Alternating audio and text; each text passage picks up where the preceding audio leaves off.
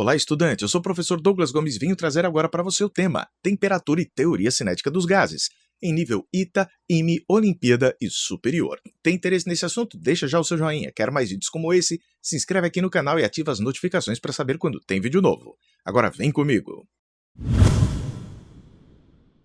No encontro de agora, nós vamos tratar da temperatura e a teoria cinética dos gases. Vamos usar o modelo de gás ideal.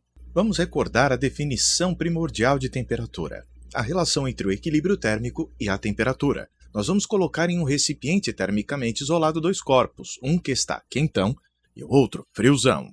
Com o passar do tempo, o que está quentão vai ficando só quente, e o friozão vai ficando frio. Vai passando mais o tempo e eles ficam mornos e deixam de se transformar.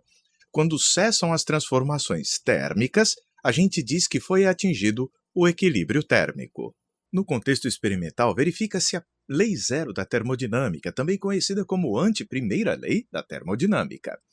Ela observa o seguinte: se dois corpos A e C são colocados em contato e não há transformações térmicas, estão em equilíbrio térmico.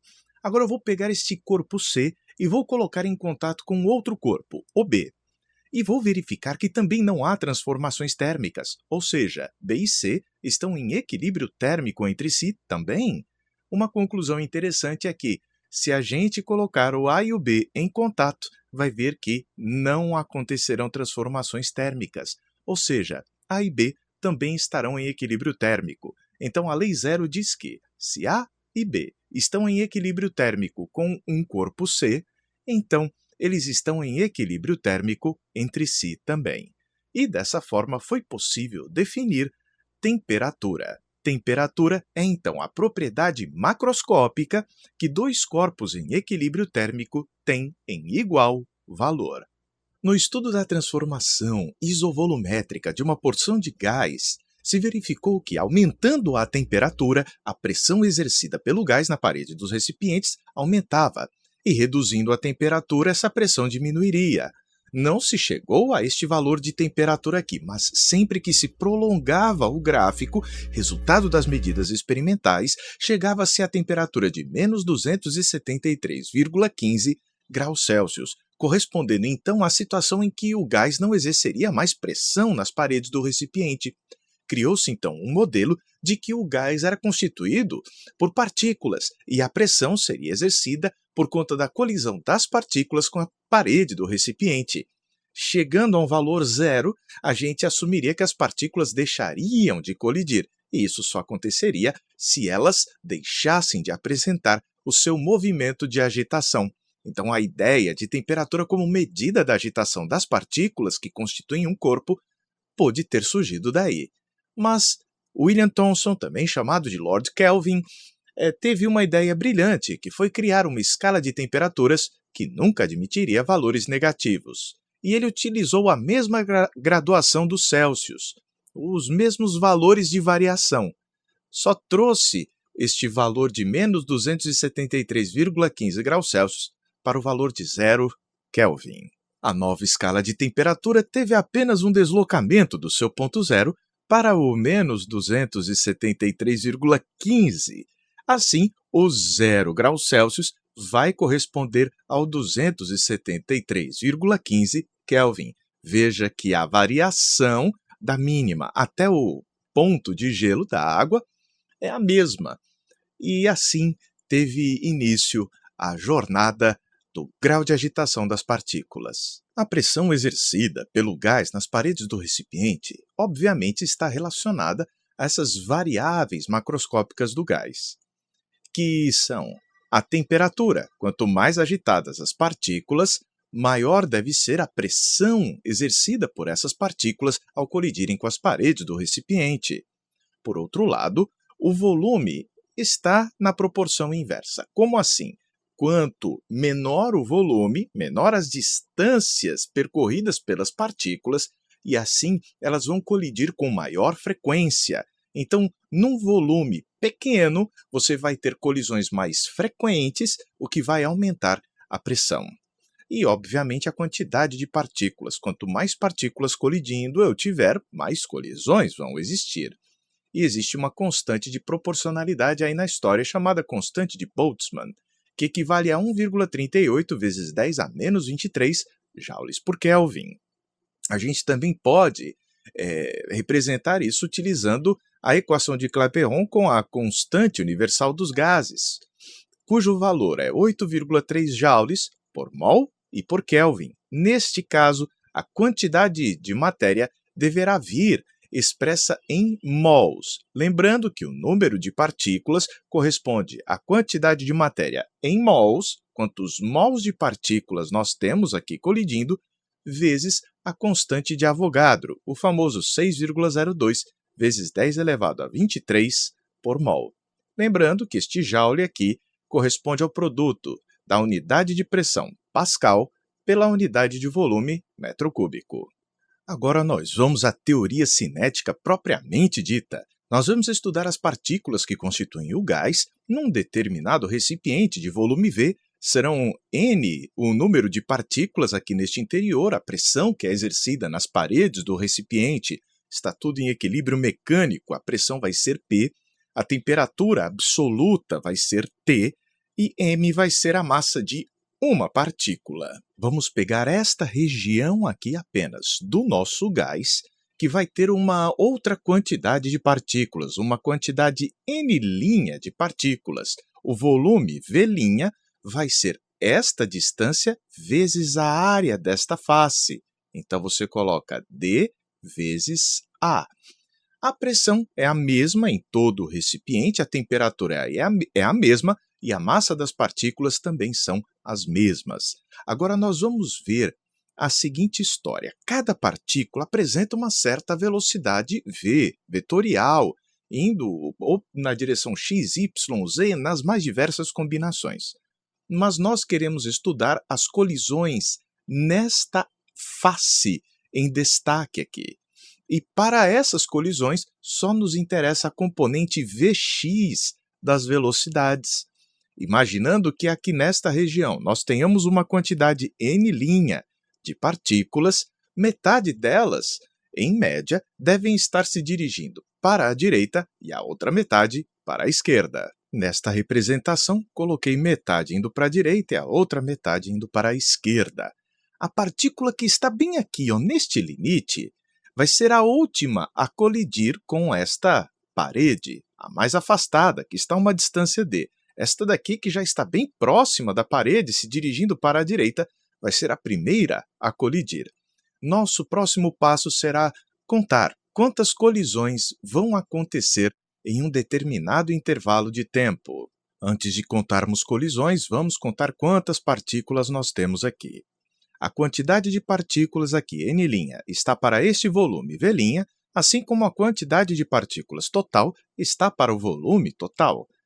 Ajustando os valores e substituindo V' por D vezes A, nós chegamos a esta expressão. Agora vamos ao tempo para aquela última, mais afastada, atingir esta face na qual a gente está estudando as colisões.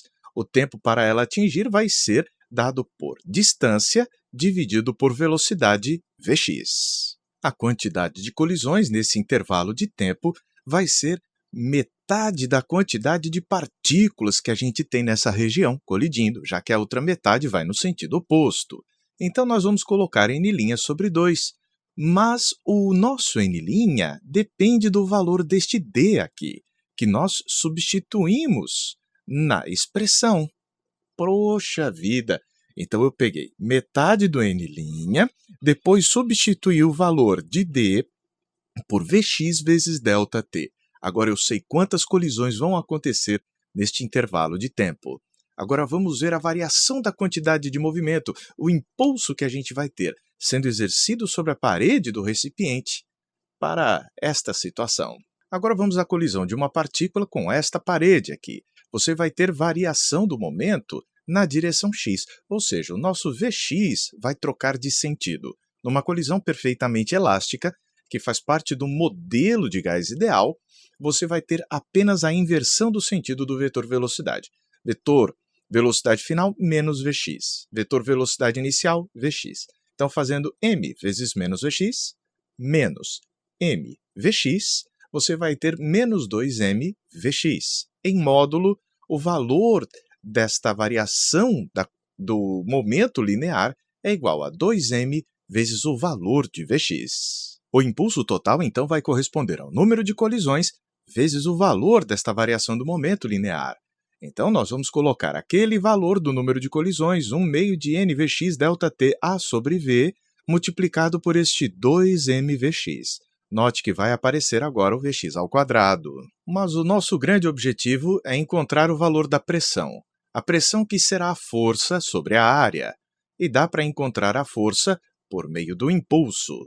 A força média é o impulso sobre um intervalo de tempo. Peguei o valor do impulso e dividi pelo intervalo de tempo, cancelando ali. Nosso resultado será este valor. Agora vamos à pressão. Pressão é a intensidade da força sobre a área. Então, a área vai ser cancelada e nós vamos ficar com N, que é a quantidade de partículas, vezes a massa, vezes Vx ao quadrado sobre o volume. Agora, vamos ao módulo do vetor velocidade da partícula. V ao quadrado é igual a Vx ao quadrado mais Vy ao quadrado mais Vz ao quadrado. A gente chega aqui pelo Teorema de Pitágoras. Observando isso, lembre-se de que o valor médio na direção x, na direção y e na direção z deve ser igual. Então, eu posso trocar o valor de Vy e de Vz ao quadrado pelo valor de Vx ao quadrado, considerando que o valor médio das velocidades nas direções x, y e z é o mesmo valor.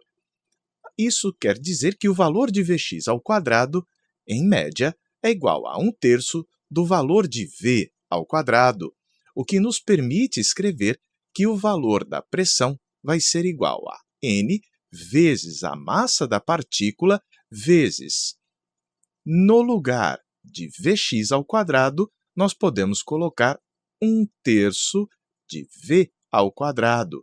Mas você já deve ter percebido que energia cinética a gente escreve utilizando 1/2, não é mesmo? De mv ao quadrado.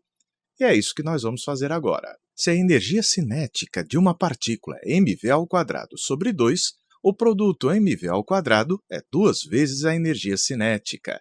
Este produto, m vezes v ao quadrado, eu então substituí pela energia cinética vezes 2, ficando com esta expressão. A pressão é o número de partículas sobre o volume vezes 2/3 da energia cinética média de uma molécula.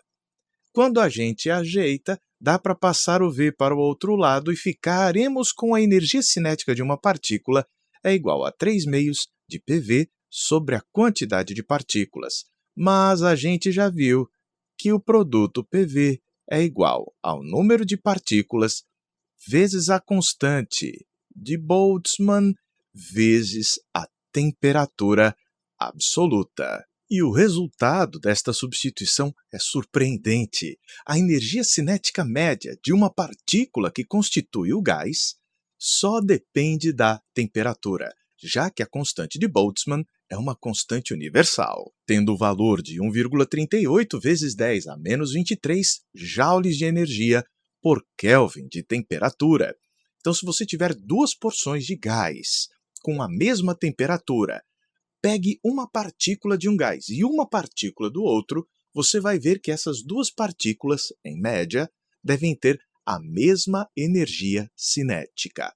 Mas cuidado, nós aqui estamos trabalhando apenas o movimento de translação das partículas.